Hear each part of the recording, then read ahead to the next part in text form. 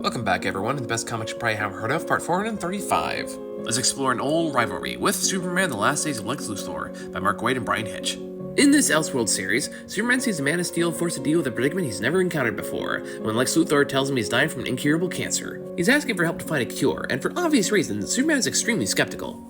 But being that he refuses to let anyone die in his watch, he agrees to help him, which quickly proves to be a controversial decision to not just citizens of the world, but his fellow superheroes as well, as they all seem to agree they should just let Lex die. This won't deter Superman, however, and the two go on an adventure across time and space to try to find a cure for his disease, and maybe even close the rift that's existed between them for all this time. The Last Days of Lex Luthor is essentially a deep dive into the most recognizable rivalries of all time, and it's in that regard where this story truly succeeds. It immediately presents a crisis with a deep moral inquiry.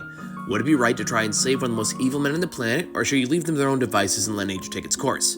It's a question that doesn't really have a right answer though, as you can make a good case for either resolution, but it serves to reinforce Superman's belief in boundaries and why he's essentially the only one who cares enough to hold all life sacred, even the lives of his enemies.